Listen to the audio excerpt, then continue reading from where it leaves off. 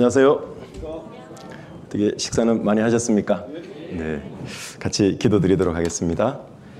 은혜로우신 아버지 하나님 감사를 드립니다. 점심시간 이후에 구원받은 이후에 우리가 먼저 배워야 되고 알아야 될 중요한 말씀들을 함께 배울 수 있도록 귀한 시간 허락해 주셔서 감사를 드립니다. 이 시간 하나님께서 저희에게 기록해서 보내주신 하나님의 편지이고 인간을 향한 구원 계획서인 성경을 잘 깨달아 알 수 있도록 하나님께서 도와주시고 특별히 말씀 생활을 어떻게 해야 하는지를 잘 알아서 삶 속에 실제 실천할 수 있는 귀한 시간이 되도록 인도해 주시기를 부탁드립니다. 우리를 사랑하시는 우리 구주 예수님 이름으로 기도드립니다. 아멘. 네, 교재는 5가입니다. 혹시 교재가 없으신 분들은 뒤에 안내하는 분들에게 말씀해 주시면 교재를 이렇게 무료로 지원을 해드리니까요. 교재 5가입니다.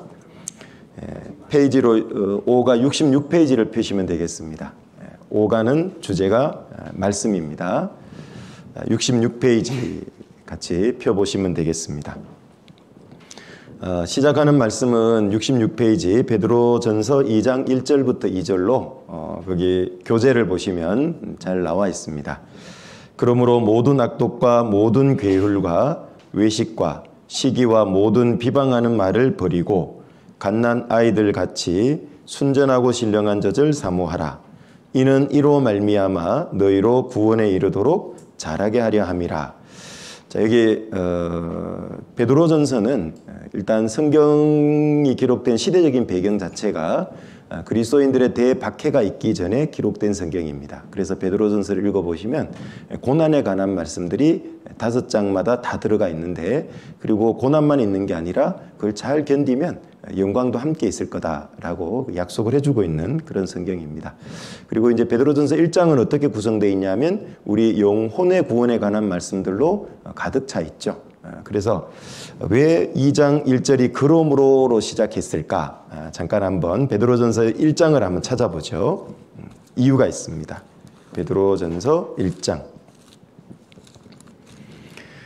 베드로전서 1장은 우리 구원에 관한 말씀들이 아주 많이 기록이 되어 있습니다.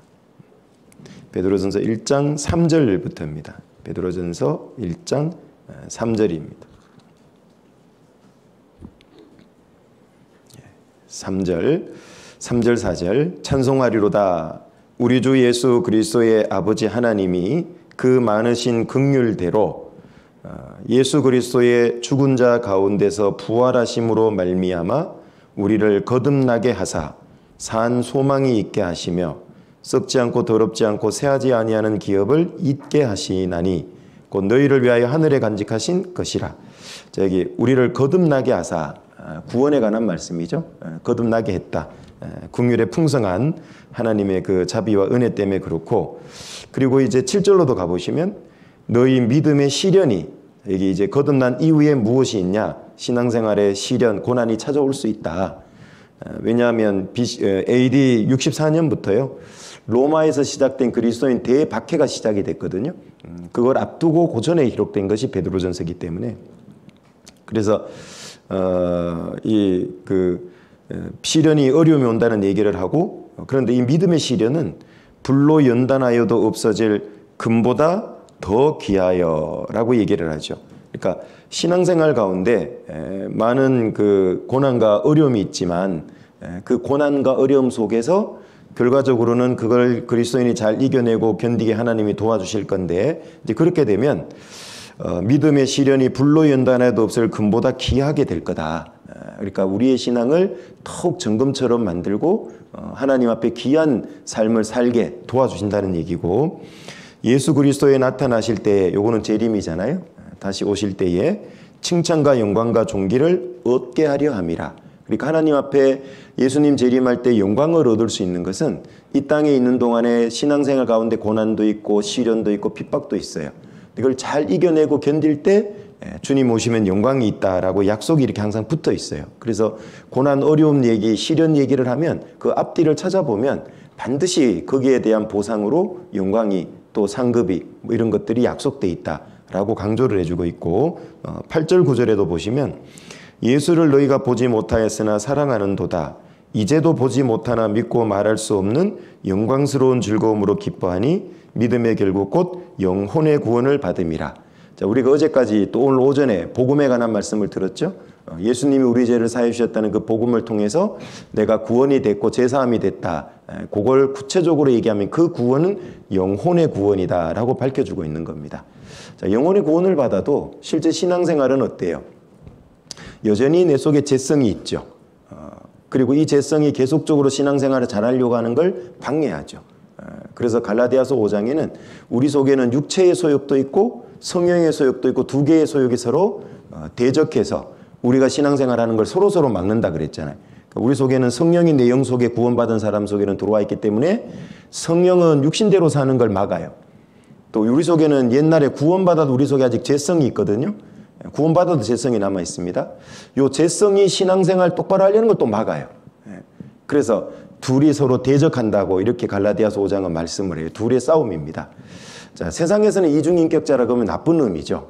그런데 구원받은 그리스도인은 나쁜 의미가 아니라 실질적인 이중인격을 갖고 있어요. 왜냐하면 하나는 새 성품이라 그래요. 성령이 오셔서. 또 하나는 육신의 옛 성품이 있죠. 요 둘이 열심히 싸웁니다. 신앙이 어릴 때는 육체의 소욕이 강해요. 왜? 수십 년을 죄짓고 뭐 육신을 쫓아 살았기 때문에. 근데 성령의 소욕은 이렇게 약해요. 그런데 이제 함께 인도한 분들이나 도와주는 분들의 도움을 받고 신앙생활을 꾸준히 하다 보면 점점 성령의 소욕이 강해집니다. 육체의 소욕은 약해지죠. 흔히 말하는 흰 개와 검은 개의 비유예요. 흰 개하고 검은 개 싸움 시키면 어떤 개가 이기죠? 예? 힘센 놈이 이기는데 옛날에 이제 시장 같은 데 가면 투전판이 많았어요. 개 싸움 붙여가지고. 그런데 주인은 알아요. 벌써 어떤 개가 이길 건지. 한쪽 개는 계속 고기 먹였거든. 한쪽 개는 거의 뭐 풀죽만 먹여놨거든요. 그 싸움은 뭐 금방 표신하죠. 그러니까 무슨 얘기냐면 우리 속에는 두 성품이 있는데요. 마치 흰 개는 성령의 소욕이고 검은 개는 육체의 소욕이라고 하면 흰 개에게다 밥을 많이 먹일수록 우리는 육체의 소욕을 이길 수 있다는 거예요. 그 흰 개에게 밥을 먹이는 게 뭡니까? 교제도 열심히 참석하고 말씀도 열심히 배우고 세상에 죄 짓는 쪽으로 달려가는 게 아니라 교회 가운데 함께 신앙생활 하다 보면 나도 모르게 어느 틈인가 이렇게 자라요.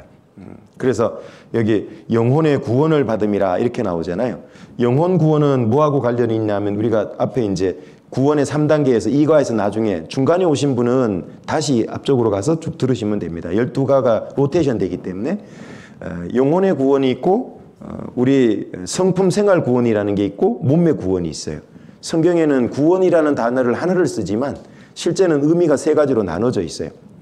그래서 방금 읽은 여기 8절 9절에 나오는 9절에 영혼의 구원을 받음이라 할 때는 이거는 영혼 구원을 가리켜요.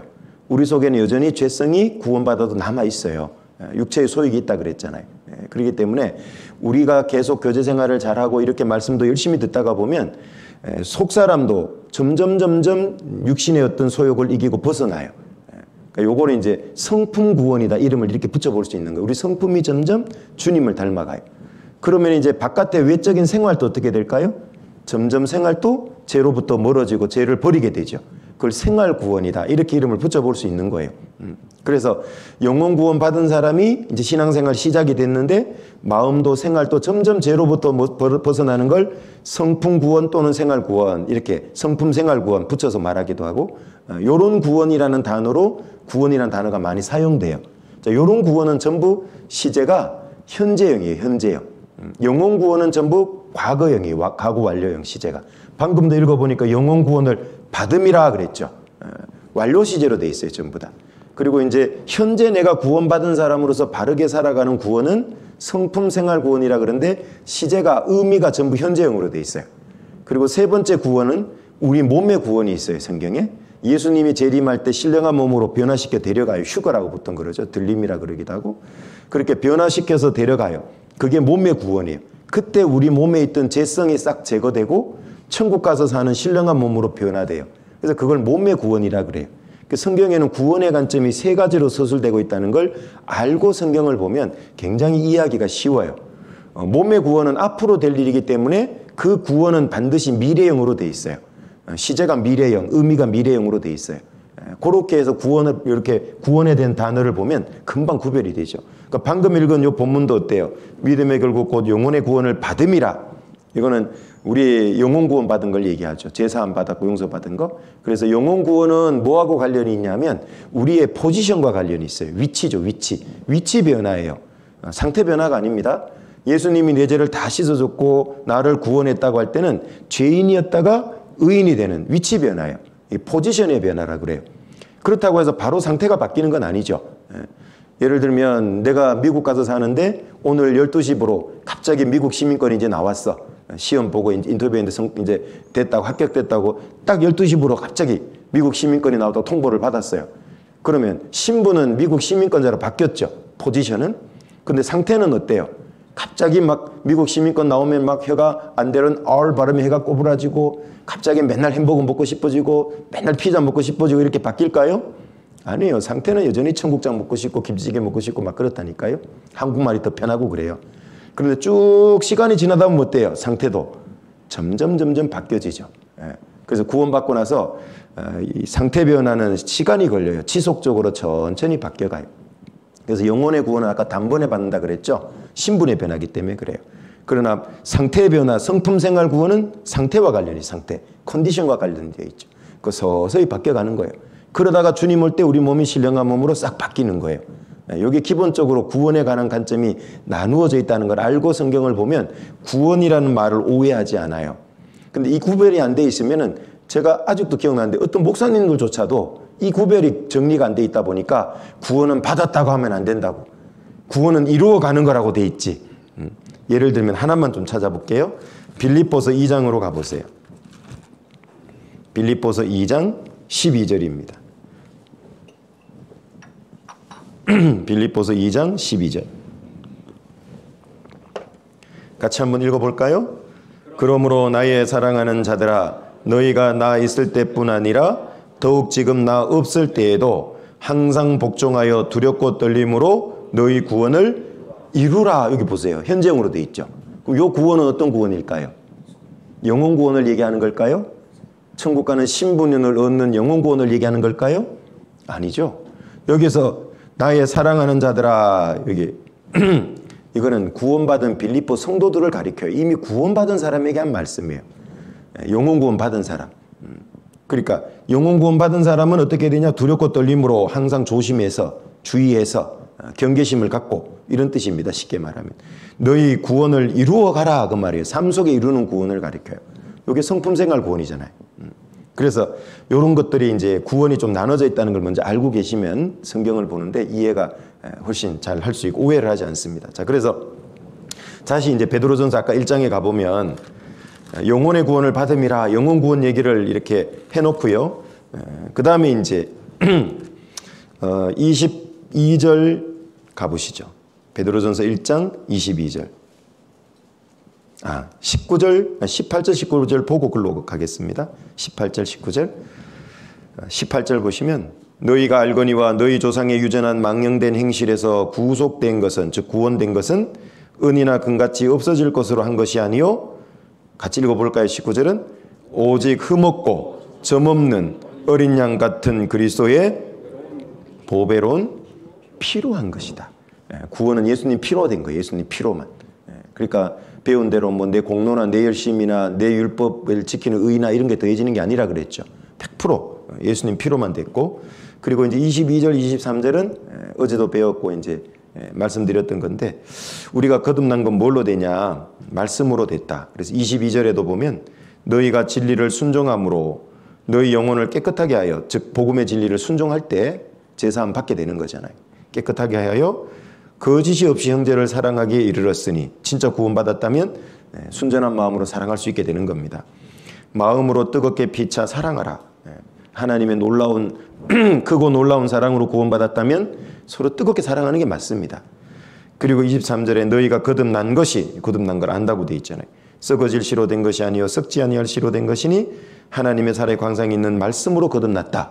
그러니까 1장은 뭐예요? 전부 구원에 관한, 영혼 구원에 관한 말씀들이죠. 자, 이렇게 구원받았다면 이제 2장 1절에 그러므로, 구원받았다면 이제 어떻게 살 거냐 그 말이에요. 그러므로 모든 악독과 모든 계율과 외식과 시기와 모든 비방하는 말을 버리고, 요거는 옛날에 육신이 쫓아가던 삶의 방식이잖아요. 그런 삶은 이제 청산하고. 2절, 갓난 아이들과 같이 순전하고 신령한 젖을 사모하라. 아기가 태어나면 엄마 초유를 먹죠. 그 초유에 면역물질이 많아가지고 병치레를 적게 한다고 그러잖아요. 그 초유 먹듯이 구원받는 순간 영적으로 하나님 자녀로 태어난 겁니다. 갓난 아기로 태어난 거예요. 갓난 아기로. 갓난 아기가 엄마의 초유를 먹고 모유를 먹어야 되는 것처럼 구원받은 사람도 여기 순전하고 신령한 젖을 사모하라. 이게 뭘까? 하나님의 말씀입니다. 영적인 양식 말씀. 그래서 성경에 보면은 젖과 같은 말씀이 있고 단단한 식물과 같은 말씀이 있죠. 그 성경에 이런 말씀이 있는데요. 한번 찾아볼까요? 이런 것도 참고로 좀 찾아놓고 자꾸 보다 보면은 이제 이런 말씀들이 자꾸 익숙하게 이렇게 이해가 되고 이렇게 좀 들어오게 됩니다. 고린도전서 3장으로 한번 가보시면 이 젖과 같은 말씀이 있고 단단한 식물, 음식과 같은 말씀이 있고 그래요. 고린도전서 3장 1절부터 보겠습니다.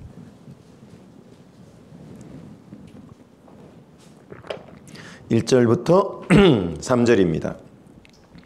형제들아, 내가 신령한 자들을 대함과 같이 너희에게 말할 수 없어서 육신에 속한 자 곧 그리스도 안에서 어린아이를 대함과 같이 하노라. 고린도 교회 성도들이 신앙이 너무 어렸어요. 육신적인 데 문제에 사로잡혀 있고 신앙이 너무 어려서 신령한 자, 성장한 사람처럼 그렇게 너희에게 고린도전서를 써보낼 수 없겠다. 이해를 못한다 너희가. 그래서 어떻게 하냐면 그리스도 안에서 어린아이를 대함과 같이 하노라. 애기에게 대하듯이 이렇게 말씀을 기록해서 보내는 거예요. 서신서를. 그러면서 2절에 내가 너희를 젖으로 먹이고 밥으로 아니하였노니. 젖은 애기가 먹는 거죠. 밥은 이웃이 끝나고 성장해야 먹는 거잖아요. 이 이제 흔히 말하는 성경에서 단단한 식물, 성장한 사람이 먹는 말씀을 뜻하고, 젖은 신앙이 어린 사람이 먹어야 될 말씀을 뜻해요.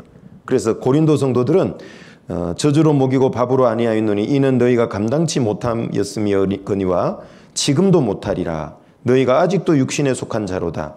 너희 가운데 시기와 분쟁이 있으니 어찌 육신에 속하여 사람을 따라 행함이 아니리요. 고린도 성도들은 신앙이 어렸던 거예요. 육신적이니까 단단한 식물, 밥과 같은 말씀을 못 가르치는 거예요.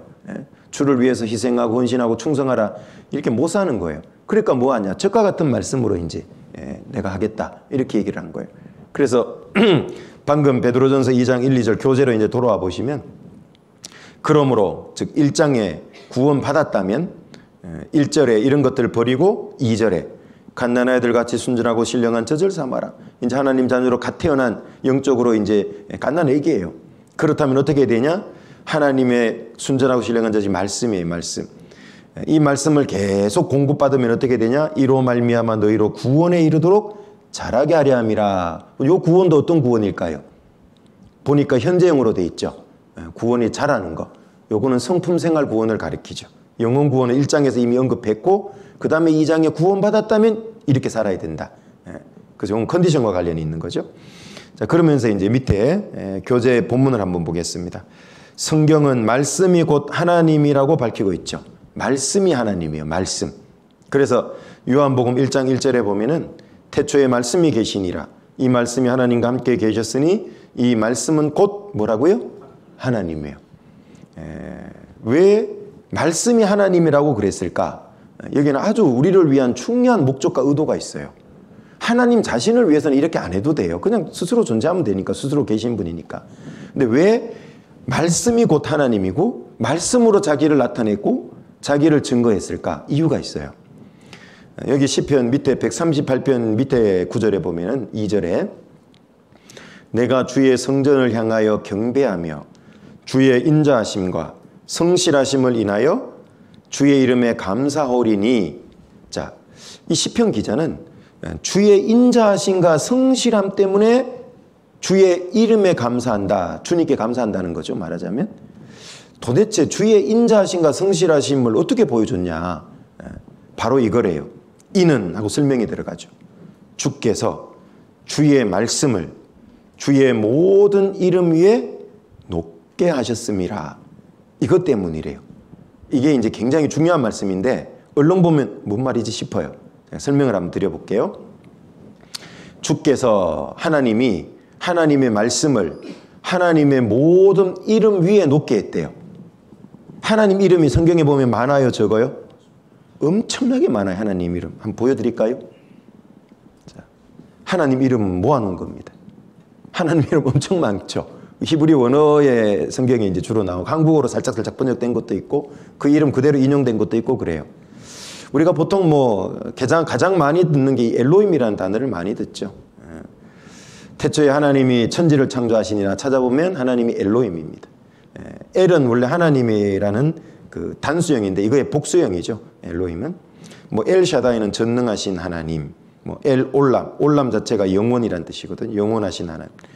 뭐 여기 쭉 넘어가서 그 다음에 이제 여호와라는 이름이 엄청 많죠. 스스로 계신 하나님 뭐 이런 뜻입니다. 언약의 하나님이란 뜻도 있어요. 여호와 이레 이런 거 많이 들어봤죠, 성경에. 이레가 미리 준비한다는 뜻이에요. 준비하시는 하나님. 여호와 로이는 목자이신 하나님. 여호와 라파는 이건 치료란 뜻이거든요. 치료하시는 하나님. 니시는 깃발이란 뜻인데 여호와 니시 승리의 깃발 되시는 하나님. 여호와 삼마 거기 계신 하나님. 천지에 충만하고 어디에도 다 계세요. 거기에 다 계세요. 여호와 치드누케누 의로우신 하나님. 여호와 샬롬은 아시는 대로 평강이라는 뜻이에요. 평강이신 하나님. 아무튼 어마무시하게 많죠, 이름이.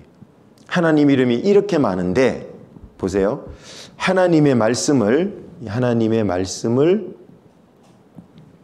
이 모든 이름 위에다 올려놓은 거예요.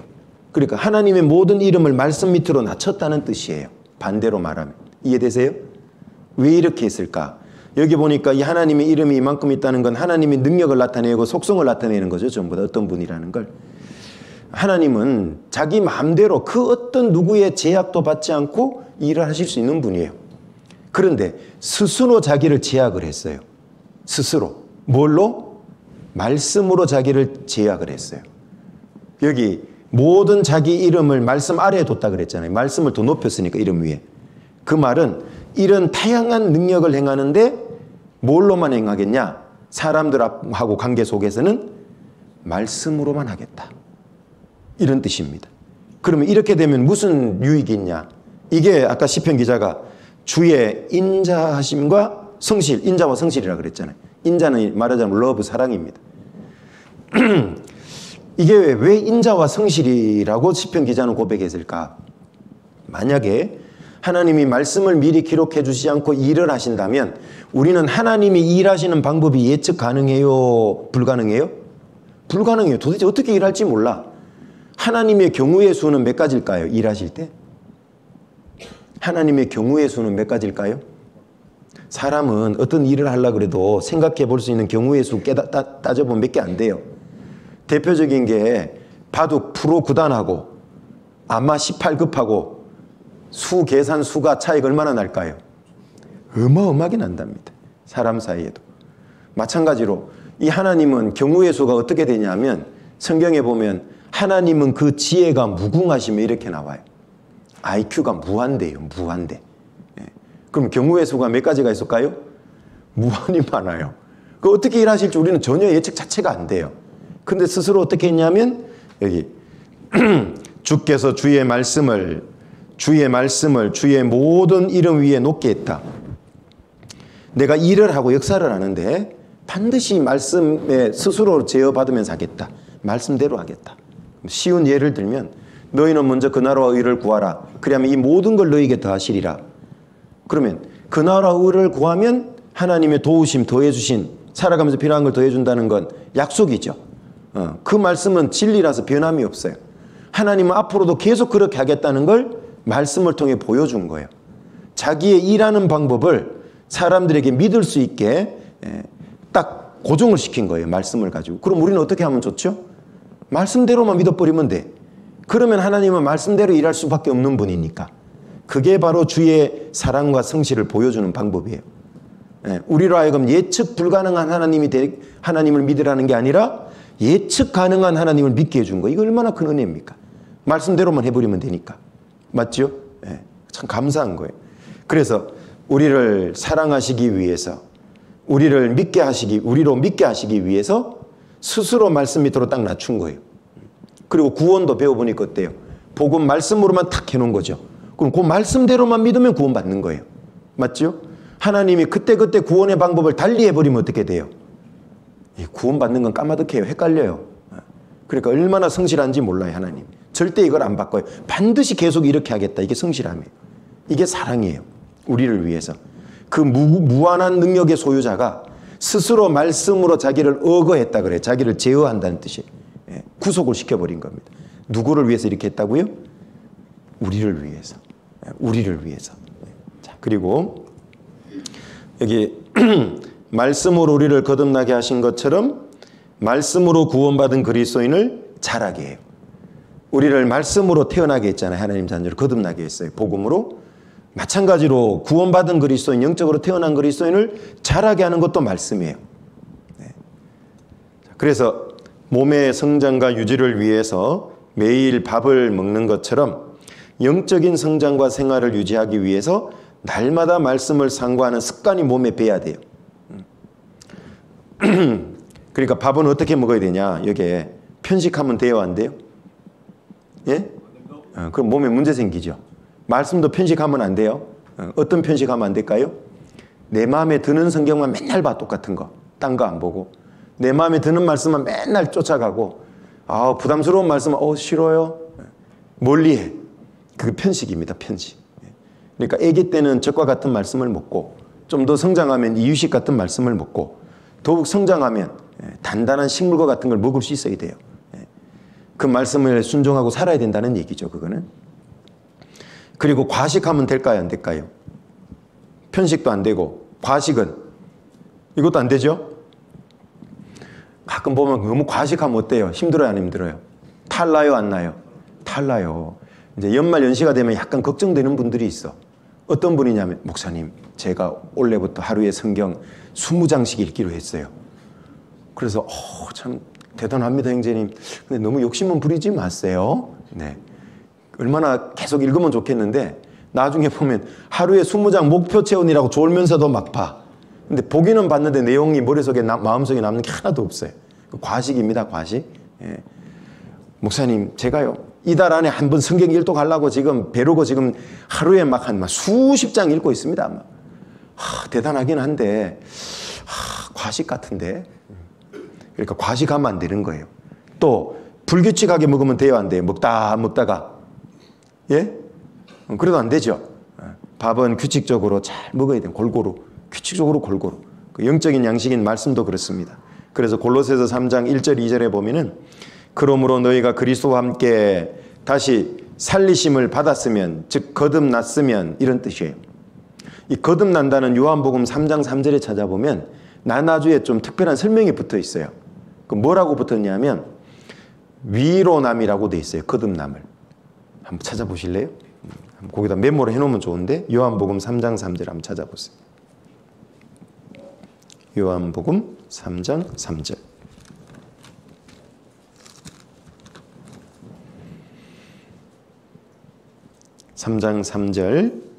예수께서 대답하여 가라사대 진실로 진실로 내게 이르노니 사람이 거듭나지 아니하면, 할 때 여기 거듭나지 옆에 뭐라고 적혀 있죠? 나나주에 뭐라고 참고하라고 돼 있어요? 위에서 이렇게 돼 있죠. 거듭나는 건 위로 난다는 뜻이에요. 위로 나는 거예요. 이게 뭔 얘기냐면 이런 거예요. 거듭난다는 건 또 한 번 난다는 얘기잖아요. 그죠? 그 첫 번째로 우리 육신이 이 땅에 태어났죠. 요건 어디에서 난 거냐면 땅에서 난 거예요. 땅에서. 그러니까 쉽게 말하면 아담 만들 때 생각하면 돼요. 아담의 육체는 뭘로 만들었어요? 몸은 흙으로 만들었어요. 흙에서 티끌로 만드는 거예요. 그렇죠? 그게 티끌로 딱 만들었어. 그리고 하나님이 뭘 넣었죠? 생기를 넣어줬죠. 생명이 되도록 영을 넣어준 거예요. 그러니까 육체는 흙에서 왔죠. 우리 속에 영혼은 어디서 온 거예요? 하나님의 형상에 지음받았다 그러잖아요. 하나님이 생기 영혼을 넣어준 거예요. 그러니까 이게 두 개로 나눠져 있는 거예요, 사실은. 땅에 속한 것과 하늘에 속한 것 나눠져 있는 거예요. 그러니까 이제 구원받으면 어떠냐? 구원받기 전에 우리는 세상에서 났어요. 아담의 후손이고 육체를 입고 있고. 그런데 구원받는 순간 어떻게 되냐? 우리 속에 성령이 들어와요. 복음이 들어와요. 그래서 우리는 그걸 위로 난다 그래요. 거듭나는 걸. 육체가 한 번 났고 그 다음에 하나님 자녀로 태어나는 거 두 번째 나는 걸 거듭난다고 그래요. 그래서 여기도 보면 골로새서 3장 1, 2절에 그러므로 너희가 그리스도와 함께 다시 살리심을 받았다는 거 뭐 이게 거듭남을 뜻해요. 거듭났다면 아까 거듭남이 위로 나는 거라 그랬죠? 그러니까 살리심을 받았으면 거듭났으면 위로 났으면 이런 뜻이에요. 그럼 어떻게 살아가야 되냐? 위의 것을 찾아야 돼요? 땅의 것을 찾아야 돼요? 그래서 위의 것을 찾으라 그래요. 위로 났기 때문에. 거기는 하늘에는 그리스도께서 하나님 우편에 앉아 계시느니라. 2절 위의 것을 생각하고 땅의 것을 생각지 말라. 구원받기 전에는 땅의 것을 생각하는 거죠. 뭘 먹을까, 뭘 입을까, 어떻게 출세할까, 어떻게 많이 벌까, 어떤 큰 집에 어떤 좋은 차, 매일 땅의 것만 생각하잖아요. 이제 구원받으면 위의 거를 생각해야 돼요. 위에. 하나님 앞에 갔을 때, 하나님이 보실 때.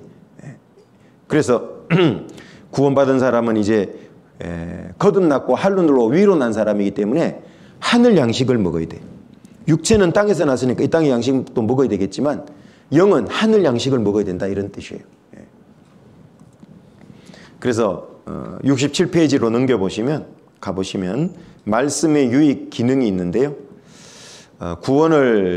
우리가 구원을 받는 것은 자신의 노력이나 열심, 의지로 되는 것이 아니라 하나님의 말씀으로 이루어집니다. 이처럼 구원받은 올바른 신앙생활도 우리의 노력과 열심으로만 되는 것이 아니라 성령의 능력과 하나님의 말씀으로 됩니다. 하나님의 말씀이 우리의 마음과 생활을 변화시키고 믿음 안에 든든히 서게 합니다. 또 하나님의 합당한 자녀로서 올바르게 성장하도록 해줍니다. 그러니까 이거는 이론으로 안다고 되는 게 아니에요. 그러니까 실제 말씀을 배우고 함께 듣고 말씀을 암송도 하고 묵상도 하면서 이렇게 붙들고 살아가는 거예요. 그렇게 살아가다 보면 이게 체험이 돼요. 내가 자꾸 바뀌네? 점점 바뀌네? 이게 체험입니다. 이건 이론으로 되는 게 아니에요. 그러니까 말씀 생활을 실제 해봐야 되는 겁니다. 그러면 자기도 놀랄 만큼의 변화를 경험합니다. 하나님의 말씀이 우리의 마음과 생활을 변화시킨다 그랬고 서게 합니다. 그리고 영적인 힘을 공급해줘요. 영적인 힘을. 육체는 땅에서 왔으니까 땅의 양식을 먹어야 힘을 얻는 거고 우리 영은 위로 났기 때문에 하늘 양식을 먹어야 영이 힘을 얻는 거예요. 그래서 욥기 23장 12절에 여기 참고 구절을 제가 여기다 써봤습니다. 내가 그의 입술의 명령을 어기지 아니하고 일정한 음식보다 그 입의 말씀을 귀히 여겼구나. 이러면 너무 좋겠죠. 우리도 일정한 음식 드세요 안 드세요? 끼니 때마다 아침, 점심, 저녁 늘 일정한 음식을 드시죠. 그거보다도 욥은 하나님의 말씀을 더 귀히 여겼어요. 더 말씀을 매일 규칙적으로 먹었다는 얘기죠. 이게 필요해요. 우리는 어때요? 한 끼만 굶어도 뭐라 그래요? 아이고 배고파 죽겠다. 근데 영은 어때요? 몇 개를 굶어도 아무 생각이 없어. 그래서 영도 자기가 잘 못 느껴서 그렇지 메말라 가요. 안 먹으면. 그래서 영의 양식 말씀도 계속 규칙적으로 먹어야 되는데 마태복음 4장 4절에 보면 예수님께서 사람이 떡으로만 살 것이 아니요 하나님의 입으로 나오는 모든 말씀으로 살 것이라 했느니라 하시니 이 사탄이 시험하러 왔을 때 말씀으로 다 물리쳤잖아요. 기록되었으되 기록되었으되 기록되었으되 세 번의 시험을 세 번의 말씀으로 다 물리치고 있잖아요. 왜 예수님은 기록되었으되라는 말씀으로 마귀를 물리쳤을까요? 예수님은 마귀를 물리칠 옵션이 너무 많아요. 선택지가 많다는 얘기입니다. 말씀으로 사라져 그럼 사라지는 거예요. 얘는. 죽어 그럼 죽는 거예요. 그런 전지전능한 분인데 그게 아니라 기록되었을 때 말씀으로 다 이기는 거예요. 3번 동안. 왜 그렇게 했을까? 우리에게 본을 보여준 겁니다. 우리는 예수님만큼의 능력이 없잖아요. 그 능력을 쓸 수 없어. 예수님이 그걸로 물리쳐버리면 우리에게 아무런 본이 안 되죠. 교훈도 안 되고. 근데 말씀으로 딱 물리치니까 어때요? 우리도 저렇게 하면 되는구나. 이 말씀의 능력을 보여주는 거예요. 마귀의 권세를 정복하고 이기는 건 말씀으로 된다. 근데 그걸 보여준 겁니다. 그래서 하나님 입으로 나오는 모든 말씀으로 살 것이라. 그러면 떡은 필요 없다는 얘기일까요? 아니죠. 사람이 떡으로만 살 것이 아니요. 그 말은 떡도 필요하다는 얘기예요. 육체를 건강을 유지하려면 규칙적으로 잘 먹어야 됩니다. 그리고 먹어도 아무거나 막 먹으면 돼요? 안 돼요? 구원받고 나서 아직 술, 담배 바로 안 끊어진 분도 있고 어떤 분은 바로 끊는 분도 있는데 만약에 막 이다가 그냥 막 알코올을 계속 집어넣으면 어떻게 될까요? 얼마 안 가면 몸이 망가져요. 그리고 이다 막 꿀뚝에다 자꾸 막 연기 집히면 어떻게 돼요? 얼마 안 가면 문제 생긴다고 그게. 그래서 사람이 양식을 먹는데 아무거나 다 몸에다 집어넣으면 안 되고 건강한 걸 먹어야죠. 요즘 젊은이들은 또 인스턴트 많이 드시잖아요. 인스턴트. 너무 많이 먹으면 이제 나이 먹으면 문제 와요. 그거 좀 조심해야 됩니다. 그래서 제가 좀 충격받은 게 뭐냐 하면 앞에 교회에 있을 때요. 거기는 이제 마당도 있고 땅도 넓어가고 텃밭이 많아가지고 빈 땅이 많아서 거기다 이제 야채 농사를 많이 이렇게 뭐 상추, 별별 막 한 20가지 이렇게 했거든요. 근데 청년들이 이제 저 양평 쪽으로 수련회를 갔어요. 펜션을 얻어서 1박 2일. 그래서 내가 그래도 좀 이제 좀 맛있는 걸로 좀 건강을 위해서 그 야채 그거 다 따가지고 다 씻어가지고요. 가서 이제 선발 들어가서 고기까지 다 구워줬어. 그리고 이제 막 테이블마다 상추를 다 담아줬거든요. 그냥 나와, 그냥. 안 먹고. 야, 진짜 야채 안 좋아하대요. 뭐 그건 이제 세대가 다르니까 강요할 수는 없는데 안 먹기는 진짜 안 먹더라고, 청년들이. 야채를. 근데 힘들어도 젊을 때 자꾸 먹어야 돼요. 그래야 이 몸이 내 거예요, 주님 거예요, 구원받은 사람은. 성전이요, 성전. 너희 몸은 하나님께로부터 받은 바 성령에 거하는 성령의 전인 줄 알지 못하느냐 그랬잖아요. 고린도전서 3장에 보면. 그죠? 이게 성전이에요. 이거 잘못 관리해가지고 문제 생기면 이제 주님 앞에 가면 이제 혼나요, 이제. 잘못 관리해서 일찍 가는 수도 있잖아요, 잘못하면. 왜 이렇게 조기 귀국했냐? 그럼 골치 아파. 좀 더 있다 와야지. 아무리 천국 오고 싶어도. 건강관리 잘 해야 됩니다. 젊을 때부터. 힘들어도 좀 골고루 먹어야 돼요, 골고루. 골고루 먹어야 되고요.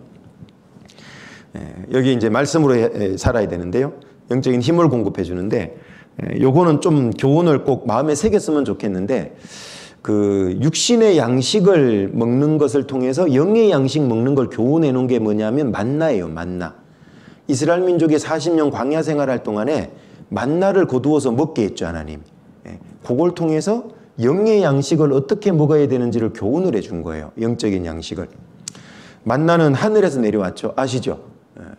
출애굽해서 애굽 양식이 애굽에서 가져오는 먹거리가 다 떨어지니까 그때부터 만나 내려주잖아요, 하나님이. 내려주잖아요. 이름도 얼마나 맛있었는지를 보여주죠. 아주 만나. 그런데 이게 성경에 보면 꿀 섞은 과자 같대요. 꿀까베기. 맛있잖아요, 꿀까베기. 그런데 계속 먹다 보니까 이제 뭐 질려서 막 불만도 나오는데, 요 만나 거두어서 먹는 생활이 영적 말씀 생활을 잘 보여줘요. 그래서 이 만나는 예수님이 요한복음 6장도 그렇고 연결을 해놨죠. 너희 조상들은 하늘에서 내려온 양식을 먹고도 죽었지만 내가 주는 떡을 먹는 자는 영생하리라.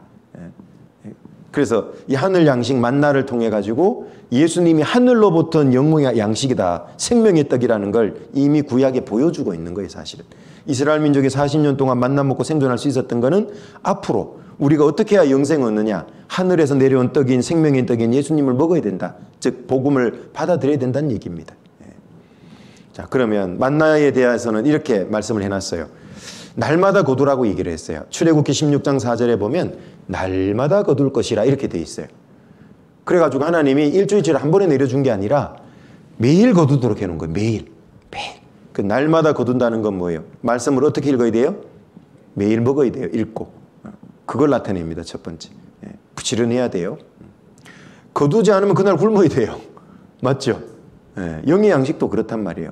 매일 규칙적으로. 자, 두 번째는 아침에 거두는 거예요. 아침에. 만나는 언제 내렸냐? 아침에는 이슬이 진 사면에 있더니 그 이슬이 마른 후에 광야 지면에 작고 둥글며 서리같이 세미한 것이 있는지라. 아침에 내린 거, 아침에. 이슬과 함께 내려서 이슬이 딱 마르면 어때요? 만나가 촥 남는 거예요. 그걸 거두는 거예요, 그거. 그러면 아침에 거둔다는 건 뭐예요? 하루 첫 시간에 말씀을 거두라는 얘기예요.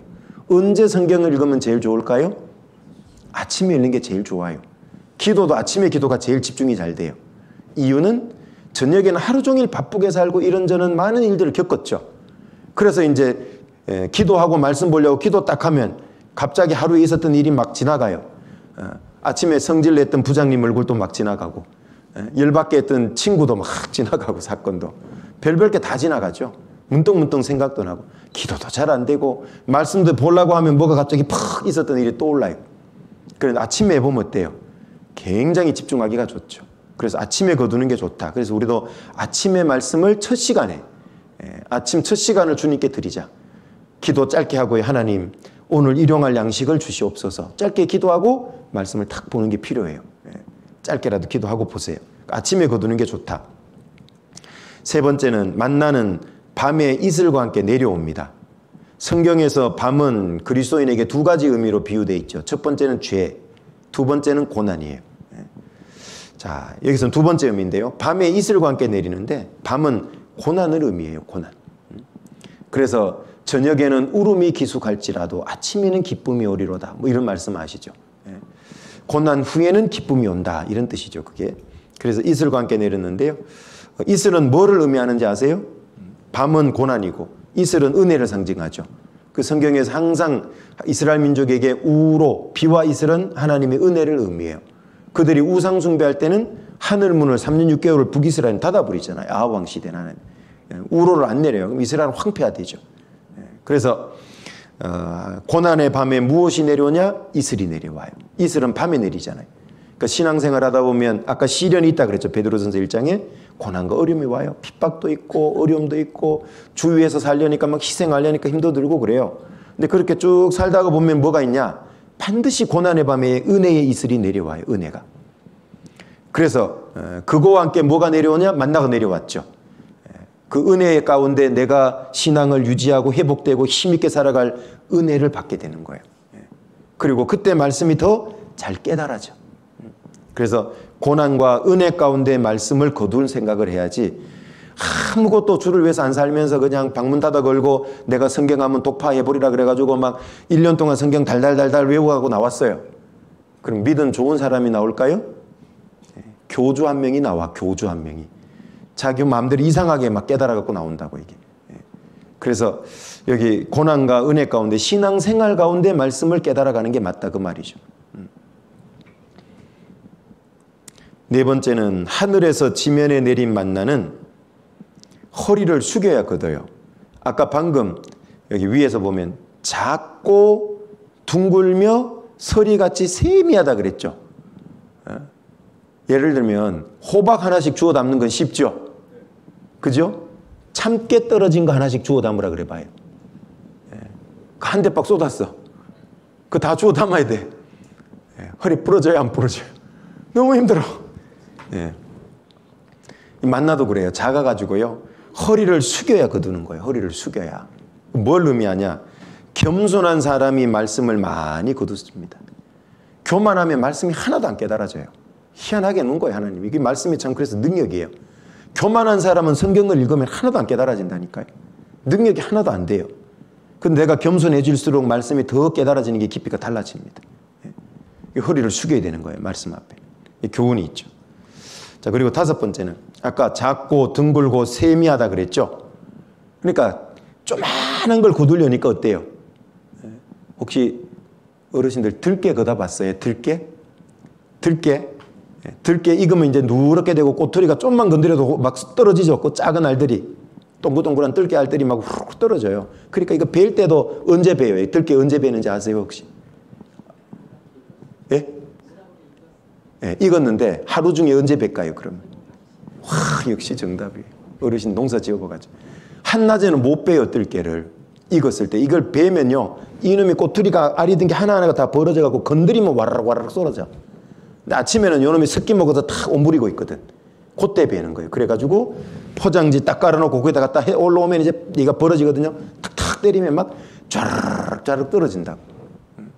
그래서 작기 때문에 그 뜰게 막 떨어지면 어때요, 바닥에? 그거 주우려고 그러면 힘들어, 안 힘들어요? 아휴, 부지런히 걷어야 돼, 부지런히. 그 만나를 가지고 한 오멜씩 걷어야 돼. 그게 1인분 식사량이거든요. 그거 거두려면은 부지런해야 돼, 부지런해야 돼요. 그러니까 누가 말씀을 많이 거두냐? 부지런한 사람이 말씀 많이 거둬요. 성경 부지런히 보고, 부지런히 묵상하고, 암송하고, 자기 삶 속의 말씀을 부지런히 적용시키는 사람. 이 사람이 말씀대로 되네. 그 진짜 말씀을 깨닫는 거예요. 그 말씀을 많이 거둬요. 진짜 자기 말씀이 그때 되는 거예요. 암송했다고 자기 말씀 되는 게 아니에요. 그걸 안다고 얘기하지 않아요. 성경에 보면은 여자가 남자를 알지 못한다. 그 안다라는 뜻은 경험적으로 안다는 얘기예요. 말씀을 하나님을 안다 할 때도 같은 의미예요. 이론적으로 아는 걸 얘기하는 게 아닙니다. 내가 말씀을 안다고 할 때는 이 말씀을 삶 속에 적용해 보니까 그대로 돼. 그게 진짜 안 거예요. 이론으로 예를 들면 먼저 그 나라 의를 구하면 이 모든 걸 더한다고 그러되 그런다고 카대 뭐 카드라 통신은 아는 게 아니에요. 실제 그렇게 살아보면요. 이대로 되는구나. 그게 진짜 말씀을 아는 겁니다. 그래서 부지런하게 말씀을 적용하고 해야지만 거두는 게 많습니다. 진짜 자기 말씀이 많이 생기는 거예요. 그 말씀이 자기를 움직여요. 그때부터. 변화시킵니다. 이게 말씀을 이걸 이제 많이 읽고 묵상하고 적용하고 이걸 체험하지 않으면 말씀은 한낱 수많은 책 중에 글 중에 하나에 불과해요. 근데 이걸 실제 적용을 해보면 변화가 되기 시작합니다. 체험이 돼요. 그래서 부지런한 사람이 많이 거두고요. 그 다음에 이제 6번째는 이것도 참 신기한데 모두 한 오매를 거둬요. 모두 한 오매. 각자 최선을 다해서 말씀을 거두면 하나님께서 일용할 양식이 되게 하셔요. 이게 기적인데요. 여기 보세요. 출애굽기 16장 18절에 보면 많이 거둔 자도 남음이 없고 적게 거둔 자도 부족함이 없이 각기 식량대로 거두었다. 이게 기적 아니에요? 분명히 내가 많이 거두은 것 같거든요. 집에 와서 오멜 대박으로 달아보면 딱 한 오멜이야. 내가 좀 적은 것 같은데 달아보면 또 딱 한 오멜이야. 이걸 기적이라 그래요. 기적. 무슨 얘기냐면 내가 예를 들면 퇴근하고 오면 수요일 날 8시 한 반 정도에 와. 교회당에 도착하면. 그러면 이제 뒤로 말씀 한 20-30분밖에 못 듣죠. 나는 그래도 와서 여기서 듣고 갈 거야. 그럼 그 사람은 20-30분밖에 못 들었는데도 놀라운 일이 벌어져요. 다른 사람 1시간 반 들은 것만큼의 감동과 은혜를 하나님이 줘요. 왜? 그 간절한 마음이 있거든요. 또 반대로 어떤 사람은 처음부터 첫 시간 시작할 때부터 끝날 때까지 들었어. 1시간 20분 반 정도를. 그런데 아무 생각 없이 들으면 1시간 반 들었는데 이런 거 있죠. 그 다음날 어제 수요 말씀 주제가 뭐야? 그럼 뭐였더라? 아무것도 남은 게 없어. 하루 지나니까. 이럴 수 있는 거죠. 그러니까 많은 시간 물론 다 들을 수 있으면 제일 좋지만 내가 허락된 시간 안에서도 간절한 마음으로 듣잖아요. 그러니까 하나님이 그 가운데서도 일용할 양식을 줘요. 깨닫게 합니다. 어떤 사람은 시간이 많아서 하루에 아침에 석 장 읽을 수 있는 사람도 있지만 뭐 더 읽을 수도 있고 어떤 사람은 나는 진짜 바빠서 아침에 일찍 출근해야 돼서 그 한 장밖에 못 읽는다. 성경의 장 중에 그 한 장이라도 간절한 마음으로 읽어보세요. 하나님 이 중에서 오늘 일용할 양식을 주십시오. 신기하게요.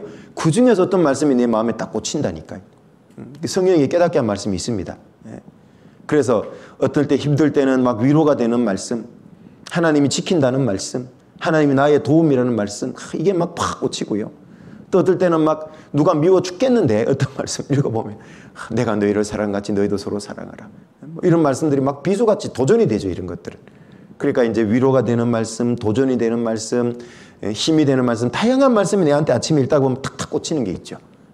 성령이 깨닫게 한다고 봐도 무방할 겁니다. 그게 맞을 겁니다. 그래서 그렇게 해가지고 아침에 부지런히 읽고 하다 보면요. 내가 허락되는 범위 안에서 정말 낭비하지 않고 게으르지 않게 그 시간을 아껴서 잘 쓰면 말씀도 알아서 그렇게 최선을 다해 듣다 보면 다른 사람하고 절대량은 부족할지 몰라도 그 안에서 깨닫게 하는 게 분명히 있다는 얘기인 겁니다. 그 다음에 7번째, 당일 양식은 당일에 먹어야 돼요. 그 한 오멜 거뒀잖아요. 여기 보면 이렇게 나와요. 출애굽기 16장에 보면 아침까지 그것을 남겨두지 말라 19절이고 20절에 아침까지 남겨두지 말라 그랬는데 남겨두었더니만 벌레가 생기고 냄새가 나서 썩어가요. 그러면 오늘 아침에 거둔 만나는 언제 먹어야 되죠? 오늘 내로 먹는 거예요. 내일까지 두면 안 돼. 왜냐하면 내일 아침 가서 또 거두면 되니까. 그럼 왜 뒀을까요? 그 다음날까지? 이 아침까지 뒀다는 말은 그 다음날 아침이거든요. 왜 뒀을까요? 불신이죠, 불신. 내일 아침에 안 내려주면 어떡하지? 그죠? 예. 이게 이제 벌레가 생기고 냄새가 난지. 말씀을 배우고 함께 하는데도 말씀을 의심하고 하면 그 말씀은 나한테 아무 의미 없어요. 하나도 도움 안 돼. 잘못하면 종교생활처럼 집만 될 수도 있어요.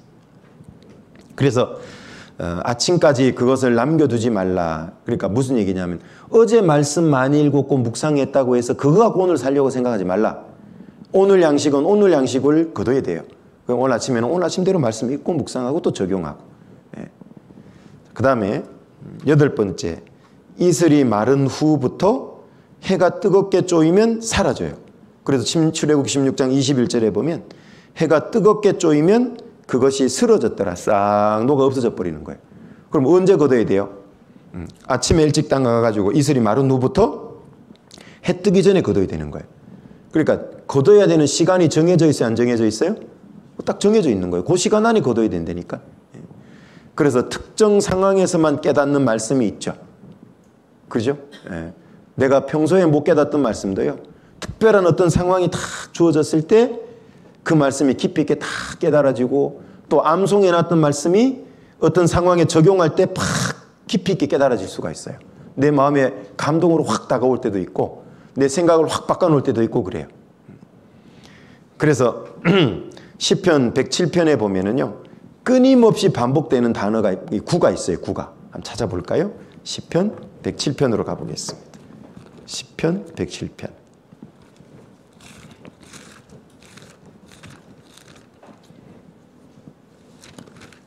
시편 107편입니다. 대표적인 구절 아까 19절 20절 한번 보시면 19절 20절 이에 저희가 그 근심 중에서 여호와께 부르짖음에 그 고통에서 구원하시되 저가 그 말씀을 보내어 저희를 고치사 위경에서 건지시는도다. 내가 위험한 지경에 처해 있을 때요. 특별한 상황이죠. 어려울 때 어떻게 하나님이 나를 건지실까? 그 말씀을 보내요. 말씀. 네, 말씀을 보내요. 그래서 여기 보면 이제 이런 말씀들이 이렇게 있는데요.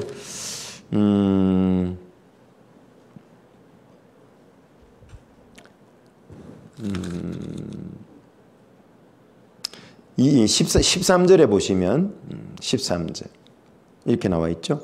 이에 저희가 그 근심 중에서 여호와께 부르짖음에 그 고통에서 구원하시되 흑암과 사망의 그늘에서 인도하여 내시고 그 얽은 줄을 끊으셨도다. 여기 보면 근심 중에서 이런 말씀들이 뒤로 가면 또 계속 나오거든요. 그러니까 이게 무슨 얘기냐면 신앙생활 하다 보면 근심이 찾아오는 상황이 있어요. 힘들고 어려운 상황이 있거든요. 그때 우리가 해야 될 것 두 가지예요. 첫 번째는 부르짖는다는 게 뭘 의미하죠? 기도입니다. 하나님께 기도해요. 두 번째는 부르짖을 때 하나님은 뭐를 통해 이걸 도와주죠? 말씀을 보내요. 그럼 어떻게 해야 되냐? 기도만 하고 말씀 안 보고 있으면 하나님은 응답을 주로 뭘로 해주냐면 말씀으로 해요. 거의 대부분이 그래요. 내가 기도한 것에 대한 응답은 무엇을 통해 오냐면 말씀을 통해서 와요. 그러니까 기도할 게 많을 정도로 근심이 많고 어려운 상황이면 기도를 많이 한다면 반드시 거기에 덩달아 뭐를 많이 해야 되죠? 말씀 많이 봐야 돼요. 그 말씀을 쭉 보다 보면 그 중에서 어떤 말씀을 통해서 내 문제를 해결해 줘요. 이기게 하고 도와주고 지혜를 줘요. 말씀을 보내사 그랬잖아요. 그러니까 요걸 개인 경건 생활이라 그래요. 말씀과 기도. 원래 신앙생활에 4대 요소가 있는 거 아시죠? 말씀, 기도, 교제, 전도. 이렇게 네 가지를 4대 요소라 그래요. 말기교전 이렇게 이어져요. 말기교전 이렇게 이어져요. 그게 자동차로 말하면 4바퀴에 해당돼요. 그런데 앞에 2바퀴는 말씀 기도예요. 하나님 앞에 평소에 개인 경건 생활 열심히 잘해야 되는 거예요. 그럴 때 이제 어려울 때 부르짖으면 하나님이 이렇게 도와주거든요. 말씀을 보내서. 그래서 여기 특정 상황에서 깨닫는 말씀도 있다. 그리고 구원은 여호와께로서 말미암나이다. 뭐 요나서 2장 9절 같은 데도 보면은 하나님이 도와주세요. 건져줍니다. 그래서 말씀을 통해 역사한다는 걸 꼭 기억해야 됩니다. 천지창조도 뭘로 했죠? 말씀으로. 죽은 사람 살리는 것도 뭘로 했죠? 달리다곰 뭐 이런 거 있잖아요. 소년아 일어나라, 청년아 일어나라. 말씀으로 다 살려버리잖아요. 말씀의 능력이 없다는 걸 보여준 겁니다. 그게. 자, 그 다음에 9번째. 참 신기하게도 5일 동안 내리는 만나는 유통기간이 하루짜리예요. 그런데 6일째 내리는 만나는 유통기간이 이틀짜리예요. 2배. 그래서 출애굽 16장 22절에 보면 제6일에는 각 사람이 갑절의 식물 곧 하나에 2오멜씩 거둔지라. 회중의 모든 두목이 와서 모세에게 고하매 그들이 모세의 명대로 아침까지, 그 다음날 아침을 뜻합니다. 이틀치니까 간수하였으나 이번에는 냄새도 나지 아니하고 벌레도 생기지 아니한지라. 그래서 5일 동안 내리는 것은 유통기간이 하루짜리, 6일째 내리는 것은 유통기간이 이틀짜리. 왜? 7일째는 안식일이니까 일을 하면 안 되고 쉬어야 되니까 쉬라고 아예 이틀짜리를 준 거예요. 요거는 어떤 교훈이 되냐면은 여기 유통기간이 2배인데요. 5일 동안 거두는 만나는 유통기간이 하루라 그랬죠. 일용할 양식을 뜻해요. 성경에 우리에게 일용할 양식을 주옵시고 기도하라 그랬잖아요. 그런데 6일째 내리는 만나는 유통기간이 길죠. 배나. 그럼 뭔 얘기냐면 어떤 말씀은 유통기간을 좀 길게 가져가야 되는 것도 있어요.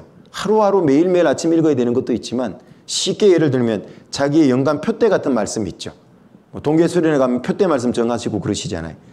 원래 내 목표는 내 개인 표대 말씀은 이거야. 아니면 최근 내가 지금 어렵고 힘든 기간 동안에 이 말씀을 당분간 표대 말씀으로 삼아야 되겠어. 이런 거 있죠. 유통기간이 길게 가는 말씀들이죠. 이게.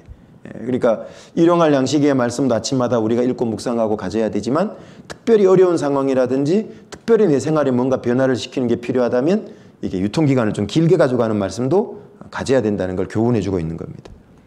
자, 그 다음에 10번째, 만나는 가시 같고 모양은 진주와 같다 그랬죠. 왜 하필 진주에 비교했을까요? 진주는 어떻게 해야 만들어지죠? 예? 진주는 조개의 고난의 결과가 진주예요. 그 살 속에 이물질이 하나 들어오니까 막 그걸 물질을 내서 감싼 게 진주잖아요. 힘들어가지고 아파가지고. 예. 그러니까 말씀은 어떻게 해야 많이 깨달아지냐. 고난 가운데 막 끝까지 그걸 견뎌내야 될 때 아까 그때 이제 말씀이 진짜 깨달아지고 내 삶이 주님 앞에 정말 가치 있게 바뀐다. 이런 걸 이제 교훈해 주죠. 그리고 또 하나는 진주와 같다 그랬을 때 진주는 표면이 어떻게 생겼죠? 매끌매끌하고 둥글죠. 맞습니까? 거칠지 않죠, 진주는. 요것도 교훈이에요. 말씀을 계속 가까이 하다 보면 사람이 모난 것들이 어떻게 돼요? 깎여 나가요. 다듬어져. 그래서 말씀을 가까이 하다 보면요, 우리도 말씀처럼 내가 바뀌어가요. 말씀이 여기 만나가 진주 같다 그랬듯이 정말 말씀한 대로 내 모습이 바뀌어간다니까요. 그러니까 점점 깎여 나가고 점점 둥글둥글해져요. 예. 구원받기 전에는 뭐 차도녀, 까도남 뭐 이런 거 있잖아요. 차가운 도시 여자, 까칠한 도시 남자, 뭐 까칠하고 막 이렇고 막 자기 성질도 고약하고 개빨가고 주관도 많고 고집도 많았는데 신앙생활 조금 오래 하고 말씀을 계속 순종해 살다 보면 점점 내가 없어져요. 그리고 누가 드러나냐면 그리스도의 형상이 이루어진다 그러죠. 주님을 닮아가요. 점점. 그리스도의 장성한 분량에 충만한 데까지 이르리니 그랬죠. 예수님처럼 점점 바뀌어가요. 말해도 이제는 말이 점점 좀 거룩해지고 은혜로워지고 행동도 어때요? 함부로 하지 않고. 이게 이제 고귀하게 바뀌죠. 진주 큰 거 보세요. 너무 정말 고귀하고 너무 멋있고 영롱하고 아름답잖아요. 그런 그리스도인이 되는 거예요. 그래서 성경에 그리스도를 고명한 자다 이렇게 얘기한 거예요. 고명한 자. 자, 그래서 이 만나를 통해서 말씀 생활을 어떻게 하고 말씀 생활 잘했을 때 무슨 유익이 있는지도 잘 교훈을 해주고 있습니다. 그 다음에 이제 다시 본문으로 돌아와 보면 말씀은 영적인 힘을 공급해 주기도 하고 죄를 짓지 않도록 보호도 해줘요. 보호.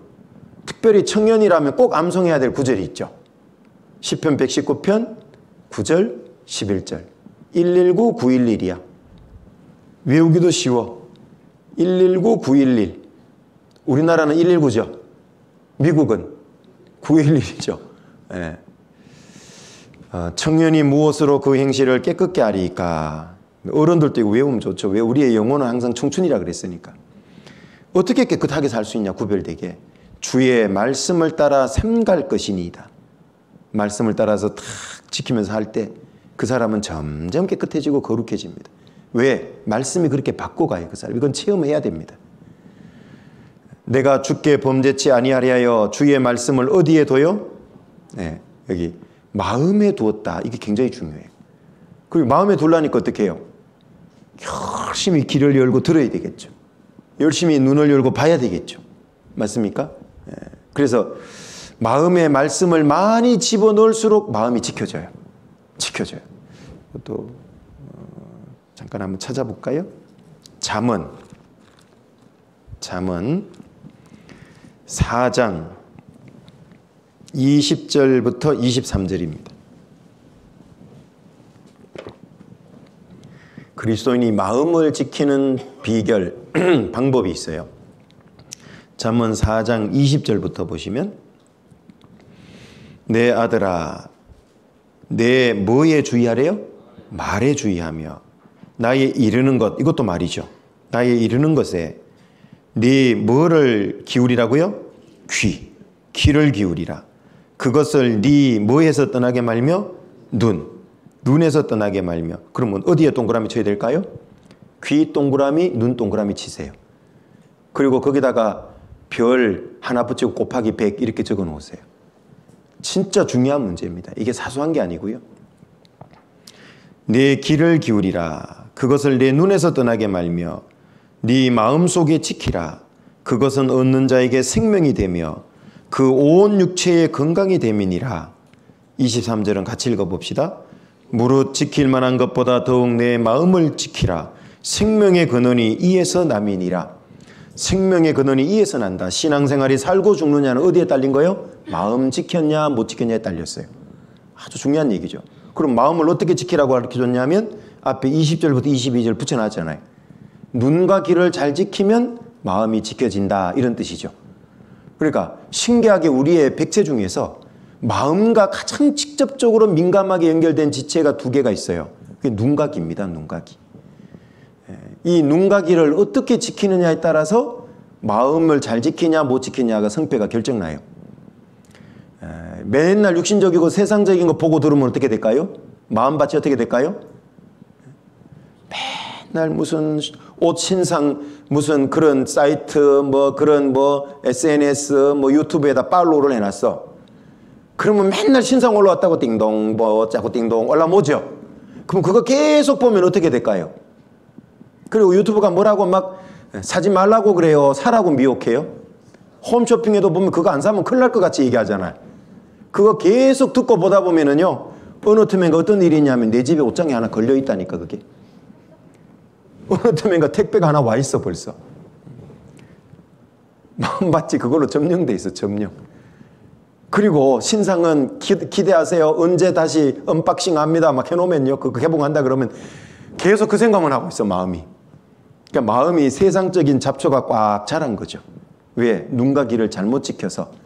마귀가 내 눈과 귀를 통해서 세상에 가라지에 씨를 뿌리잖아요. 씨 뿌리는 비유 잘 아시잖아요, 신약성경. 아니, 밭에다가 분명히 좋은 씨를 뿌렸는데 곡식이 나야 되는데 밤낮 자고 깨고 하는 중에 악한 자가 와서, 사탄 마귀입니다, 가라지를 뿌렸어, 씨를. 같이 자라는 거예요, 같이. 자, 그리스도인은 이렇게 되면 됩니까, 안 됩니까? 예. 그래서 이 마귀가 가라지를 못 뿌리도록 눈과 귀를 잘 지켜야 돼요. 눈과 귀를 통해 뿌린다니까요. 내 마음에다 자꾸 미혹하는 게, 구원받은 사람 영속에는 못 들어와요, 마귀가. 성령이 와 계시기 때문에. 근데 뭐는 할 수 있냐? 미혹은 할 수 있어요. 예. 그래서 미혹되니까 쓰러지고 자빠지는 거예요. 삼손도 자빠지고 다윗도 자빠지고 데마도 데살로니가로 가버리고. 그리스도인들이 그렇게 될 수도 있는 거예요. 눈과 귀를 잘못 지켰어요. 그래서 디모데후서 4장에 보면 그 데마는 바울의 동역자였는데 뭐라고 거기에 마무리가 딱 돼 있습니까? 데마는 이 세상을 사랑하여 데살로니가로 갔고, 당시에 환락의 도시 데살로니가 버렸어요. 왜 하필 데살로니가로 갔을까? 아마 두 가지 이유일 거예요. 직접 바울과 함께 선교 다니면서 봤든지 들었든지 둘 중에 하나일 겁니다. 거기 가면 데살로니가 스타일이 있대. 강남 스타일처럼 기가 막히대. 재미있대. 아니면 봤든지 들었든지. 그러니까 맨날 그 생각하는 거예요, 마음에. 그러다 어느 날 바울을 버리고 가버렸어요, 이걸로. 그러니까 눈과 귀를 잘못 지킨 겁니다, 잘못. 그리스도인도 어떻게 해야 돼요? 세상적인 것에 매체에 눈과 귀를 너무 많이 노출하면 안 됩니다. 아셨죠? 그러다 보면 내 마음밭이 막 세상 잡초가 자라난다. 구원받은 그리스도인이 생명의 말씀 성교회로 들어갔다가 나올 때는 이상한 데로 나와. 예? 앱을 누르고 들어갈 때도 우리 교회 사이트 앱으로 들어갔다가 나올 때 보면 엉뚱한 데서 막 나온다고. 그러면 안 되는 거잖아요. 예? 잘 지켜야 됩니다, 마음. 예? 그래서 눈과 귀를 잘 지키는 것이 마음밭을 지키는 비결이다. 그럼 반대로 어떻게 하면 잘 지키냐? 더 말씀 가까이 하고 묵상하고 찬양 많이 듣고 신앙에 유익한 뭐 말씀들도 들어보고 형제자매들 자주 만나서 교제도 하고. 근데 그게 이제 눈과 귀를 잘 지키는 방법이죠. 예, 그걸 계속 공급해 주는. 형제자매와 교제도 하고 모임 있을 때 말씀 있을 때 열심히 참석하고. 예. 어떤 사람은 무슨 계모임 동호임 모임은 막 절대 빠지지 않고 가. 근데 신앙 교제는 빠지는 걸 아주 쉽게 생각하는데 그러면 이게 마음이 안 지켜집니다. 이게 얼마 안 가면 금방 무너지죠. 자, 그 다음에 이제 생활 속의 허물과 죄로부터 우리를 깨끗하게 해줍니다. 그래서 에베소서 5장 26절에 보면은 이는 곧 물로 씻어 말씀으로 깨끗하게 하사 거룩하게 하시고. 이게 뭔 얘기냐면 좀 어려운 말인데 쉽게 번역하면 물과 같은 말씀으로 씻어서 깨끗하게 한다 이런 뜻이에요. 쉬운 번역에는. 더러우면 물로 씻죠. 맞습니까? 우리도 신앙생활 하다 보면 알게 모르게 더러운 게 묻어 들어와요. 죄 많은 세상에 살기 때문에. 그거 어떻게 해야 씻어내냐? 말씀이라고 하는 물로 씻으라 그 말이에요. 예. 말씀을 계속 가까이 하면 더러운 게 드러내지고 버리게 되고 씻을 수 있는 거예요. 말씀이 물에다 비유되어 있어요. 여기는 물에다가. 자, 그 다음에 사탄의 유혹과 거짓된 교훈으로부터 지켜주어 시험을 이기게 해줍니다. 이게 이제 아까 제가 말씀드렸던 예수님이 기록되었을 때 3번이나 해갖고 이겼어요. 자, 그러면서 에베소서 6장 17절에 보면 성령의 검 곧 하나님의 말씀을 가지라 이렇게 얘기하죠. 말씀은 성령의 검이에요. 검.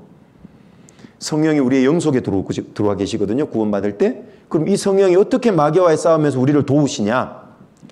말씀을 통해 도와요. 내가 말씀이 없으면 이 사탄 즉 마귀를 물리칠 수가 없다니까요. 그런데 말씀이 있기는 있는데 겨우 요만큼밖에 없어. 그러면 마귀는 예를 들면 장검 1m짜리로 나를 쿡 찔러 오는데 나는 과도야. 같이 찌르면 누가 당해요? 저쪽은 1m고 나는 과도라니까. 과도. 누가 당해요? 내가 당하지 뭐. 그러니까 나도 어떻게 해야 돼요? 말씀이 잘 준비되어 있어야 돼요. 그리고 뭐 우리 의사 선생님들도 있지만 의사들 수술할 때 보면 오로지 뭐 메스 한 개 갖고 다 합니까? 아니죠. 어떤 거는 배를 가르기도 하고 가위로 자르기도 하고 뭐 다양한 게 있잖아요. 그것처럼 말씀도 자기에게 필요한 다양한 말씀이 있어야 돼요. 자기에게 최적화된 말씀. 나는 인터넷에 약해요. 나는 신상에 약해요. 뭐 그런 거 있잖아요. 세상 풍속을 쫓지 말라 뭐 이런 말씀 있잖아요. 자기에게 맞는 최적화된 말씀을 갖고 있어야 돼요. 그걸로 자기 마음을 지켜야 된다고. 감정의 요동이 많이 된 사람이라면요, 주께서 심지가 경관자를 평강의 평강으로 지키시리 이런 말씀도 있잖아요. 이런 걸 갖고 콱 자기를 지켜야 된다니까. 그래서 성령의 검은 어떻게 해야 되냐? 여기 밑에 10장 10절 전도서 10장 10절에 무딘 철 연장날을 갈지 아니하면 힘이 더 들어요, 덜 들어요? 더 드느니라. 그러면서 이어지는 구절이 오직 지혜는 성공하기에 유익하니라. 그러면 무딘 철 연장날 얘기하려는 게 아니고 지혜 얘기하려고 그런 거예요. 지혜. 지혜를 갖고 있으면 성공하기 유익하다는 건 뭐예요? 하나님의 말씀을 내가 많이 갖는 걸 말씀의 지식이라 그래요. 그런데 이걸 잘 적용하는 건 말씀의 지혜라 그래요. 지혜. 그래서 고린도전서 12장에 보면은 성령의 9가지 은사 중에 첫 번째가 지혜의 말씀, 두 번째가 지식의 말씀. 이게 1, 2위예요. 1, 2위. 그러니까 많이 안다고 도움되는 게 아니에요. 잘 자기한테 적용을 해야지. 지혜의 말씀이 더 중요한 거예요. 그래서 무딘 천 연장날을 잘 갈면 어때요? 힘이 덜 들죠. 어떤 사람은 하루 종일 낫 하나로 벤 거하고 어떤 사람은 배다가 1시간마다 쉬면서 낫을 갈아갖고 쓴 사람하고 누가 더 많이 벨 것 같아요? 잠깐 쉬면서 낫 간 사람이 훨씬 더 오래 배고 덜 지칩니다. 어릴 때 저도 벼 배워갖고 알거든요. 수시로 잠깐 쉴 때마다 숫돌을 갖다 놔요. 못 입구에, 논 입구에. 물기라 그러죠, 거기가. 거기 갖다 놓고 좀 쉬다가 그것도 슥슥슥 해가지고 또 배에 한참. 그 하면 좀 무뎌지거든요. 그러면 이제 새참 물 한 잔 먹으면서 와서 또 싹싹싹 금방 갈아가고 또 벤다고. 그래야 힘도 덜 뜨고 싹싹 배요. 모포기도요. 이게 잘 갈아놓으면 한 너다섯 포기 잡아도 다다닥 베지거든요. 근데 이게 무디잖아요. 한 포기도 안 베져. 이게 막 딸궈야 돼, 딸궈야 돼. 이 일이 얼마나 힘들겠어요. 그래서 철 연장날을 잘 갈아야 돼요. 성령의 검을 예리하게 갈아놔야 된다는 얘기예요. 갈아놔야 돼. 그 나에게 맞는 말씀을 정말 잘 준비하고 라인업을 잘 갖추라는 얘기예요. 잘 갖춰놓으라, 잘 갖춰. 그래서 어떤 문제가 내가 주로 생기는 문제가 있고 시험거리가 있잖아요. 거기에 필요한 말씀들을 탁탁 가지고 있다가 육신이 올라오면 싹 베고 공격하면 물리치고 이런 말씀들을 많이 갖고 있어야 돼요. 다양한 성령의 검을 갖고 있으면 내 속에서 성령이 그걸 적절하게 쓰세요. 그런데 성령이 내 속에서 일을 하고 싶은데 말씀이 요만큼밖에 없어. 그럼 요만큼밖에 검으로 못 쓴다니까요. 이해되시죠? 그러니까 말씀을 많이 보고 읽고 묵상하고 암송하고 나에게 필요한 말씀 위주로 해놔야 돼요. 필요한 말씀 위주로. 여기 사무엘상 17장에는 뭐냐면 다윗이 골리앗 물리칠 때 얘기입니다. 이스라엘 민족은 겁나가지고요. 블레셋하고 싸우는데 골리앗이 막 한 3m 넘는 장신이거든. 막 거인이에요. 이 창자루는 배틀째 같대. 배틀. 그러니까 막 다 겁나가지고 막 골짜기에 바위 사이에 구멍 속에 다 도망가 있거든요. 근데 다윗이 가서 보고 깜짝 놀란 거예요. 하나님을 모욕하는 저 골리앗을 아무도 나가서 못 치는 거예요. 그래서 이 소년 다윗이 그때 가서 보고 하나님 주시는 막 의로운 심령이 상해서 싸우러 간 거예요. 싸우러 나가겠다고 그러니까요. 사울 왕이 그 당시에 왕이 뭐라 그러냐면 자기 갑옷, 칼 이런 걸 준 거예요. 그 소년이 그게 되겠냐고. 그게 어른 갑옷하고 칼하고 몇 번 휘둘러 보고 안 되니까 다 놔버렸어요. 내려놓고 여기 보면 다윗이 칼을 군복 위에 차고는 익숙치 못함으로 안 쓰던 거니까 다윗은 아버지 양을 치는 목동이었거든요. 시험적으로 걸어보다가 사울에게 고하되 왕에게 고하되 익숙치 못하니 이것을 입고 가지 못하겠나이다 하고 곧 벗고 손에 막대기를 가지고 시내에서 매끄러운 돌 5을 골라서 자기 목자의 제구 곧 주머니에 넣고 손에 물매를 가지고 블레셋 사람에게로 나아가니라. 목동으로서 쓰는 그 기구를 가져간 거예요. 그게 뭐냐면은 끈 2개가 이쪽에서 쭉 가서 여기 약간 넓어지고 다시 끈으로 이렇게 되는 양쪽을 딱 잡아요. 그리고 거기다 돌을 놓고 막 돌리다가 하나를 놓으면서 탁 날리면 돌이 샥 날아가요. 이게 물맷돌이라 그러죠. 요걸 가져간 거예요. 요걸.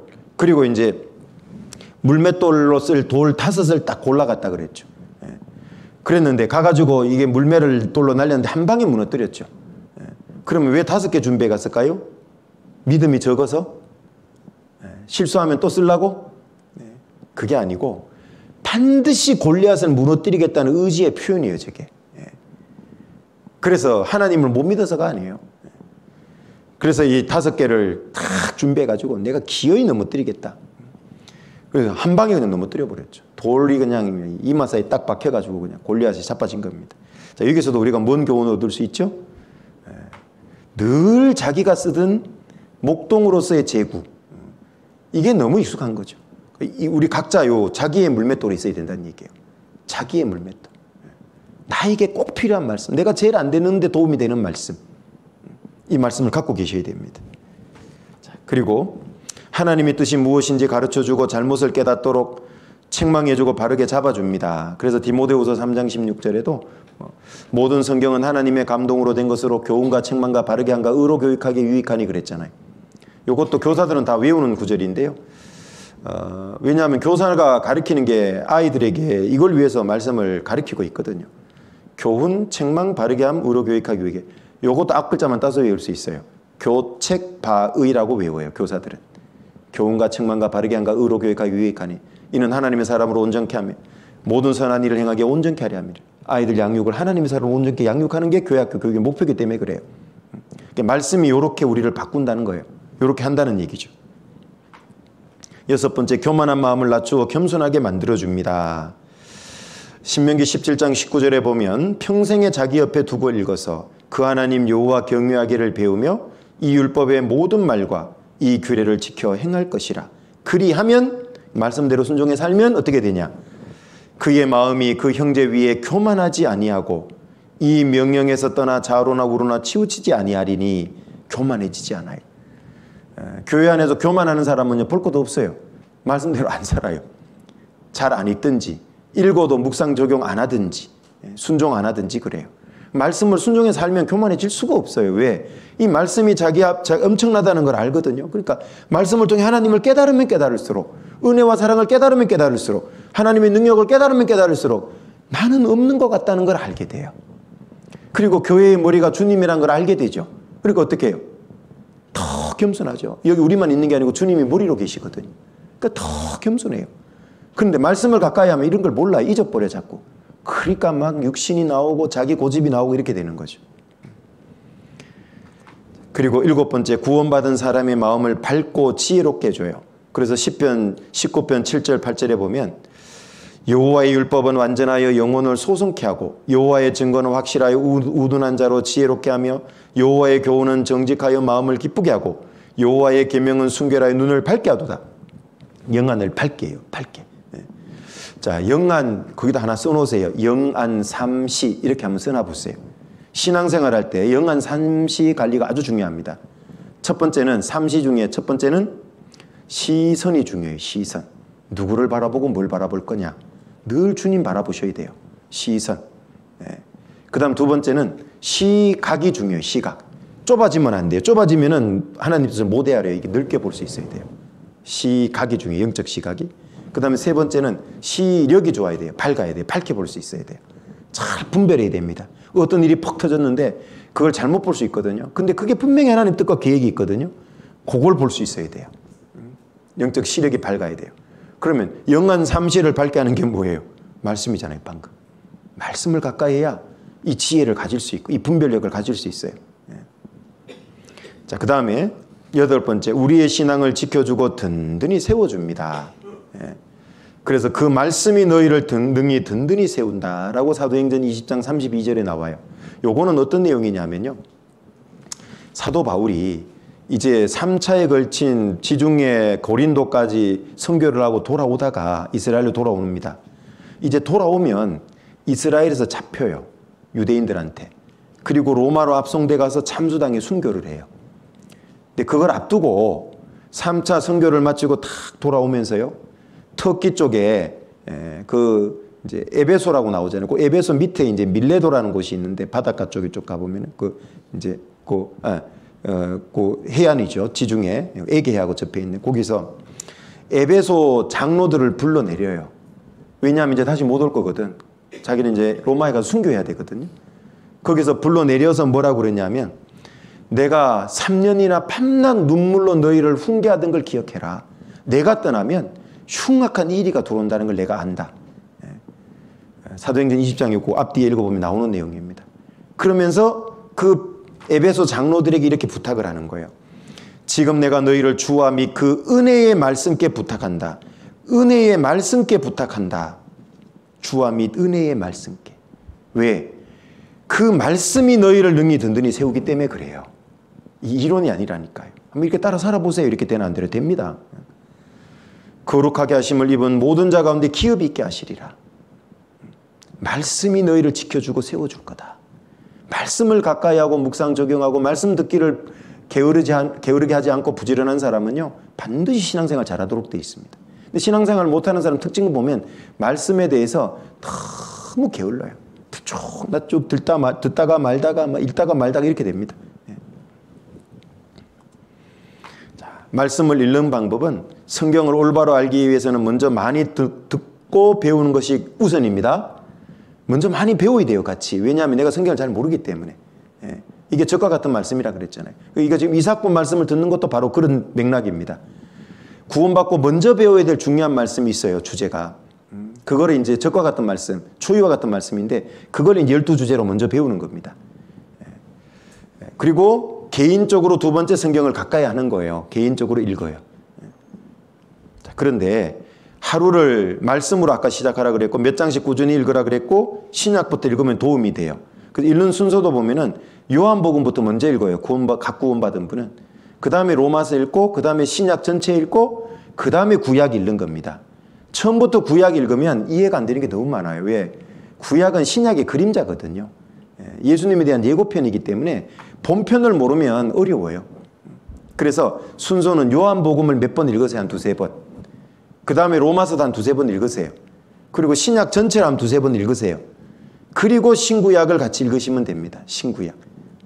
이 신구약을 읽는 방법도 이제 여러 가지 방법이 있는데요. 가장 좋은 방법이 맥체인 성경 읽기법이 있어요. 맥체인이라는 사람이 개발했는데 서적부에 가면 맥체인 성경 읽기법 표가 있을 거예요. 그거 이제 활용해도 되는데요. 그렇게 안 해도 그냥 스스로 할 수 있는데 제가 이제 가르쳐 드리는데 성경 이렇게 보면 표 보세요. 제일 첫 번째 성경이 창세기죠. 맞습니까? 그리고 성경 중간에 보면 신약하고 구약 중간에 딱 표시된 데가 있는데요. 구약 끝나고 신약 시작하는데 그쯤 중간에 이렇게 딱 한번 신약 전서하고 이렇게 딱 하면 이렇게 반 나눠지죠. 거의 그죠? 구약 신약 나눠지죠. 그런데 어디를 잡냐면 구약 중에 쭉 가다 보면 욥기 앞에 욥기 성경 앞에 보면 에스더 성경이 있죠.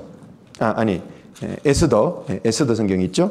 그 에스더 성경 욥기 1장을 한번 딱 펴놔 보세요. 욥기 1장. 자, 그러면 이게 이제 어떻게 구성되고 있냐 하면은요. 요거를 잠깐 한번 칠판에 한번 써봐 드릴게요.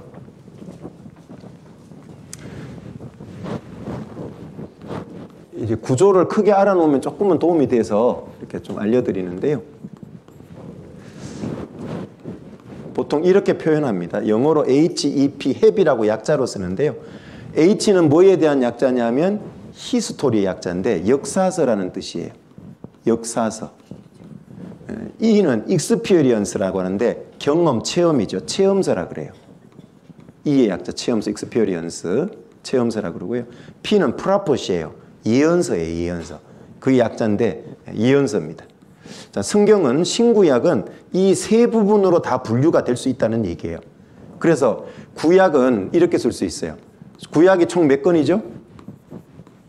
39권이죠. 신약은 총 몇 권이죠? 27권이죠. 39권인데 이렇게 분류하면 억지로 안 외워도 돼. 하나만 알면 돼요. 17이고 17이에요. 17이고 17이에요. 역사서가 17권, 예언서가 17권이에요. 그리고 이거 합치면 몇 권이죠? 이거 합치면 몇 권이에요? 이 정도는 할 수 있을 수 있잖아. 몇 권이에요?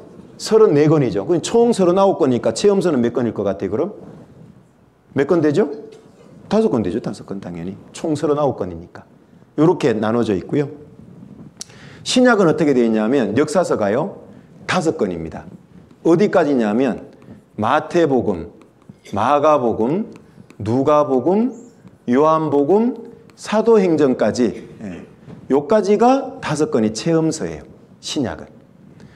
구약은 역사서 죄송합니다. 이 역사서예요. 구약은 이렇게 한번 그려드릴게요. 표로. 구약은 쉬워요. 아까 제가 욥기 1장 잡아놓으라 그랬죠. 첫 번째 성경이 창세기죠. 거기서부터 에스더까지 가 전부 역사서예요. 쉽죠. 그 다음에 요 중간에 보면 체험서가 있어요. 체험서는 뭐냐면 개인적인 느낌, 경험, 하나님 앞에 깨달은 걸 하나님이 기록하게 한 거예요. 요 체험서 5권은 처음에 뭐가 있죠? 욥기 있죠. 욥기. 그 다음에 뭐가 있어요? 시편. 또 뭐가 있죠? 잠언, 전도서. 또 뭐가 있죠? 그 다음에 아가서가 있잖아요. 요 5권을 체험서라 그래요. 요걸 다른 말로 이제 시적인 표현이라 그래서 특별히 구약에 이거는 뭐라고 얘기를 하냐면 시가서라는 표현을 쓰기도 해요. 요 위에 줄일 겁니다.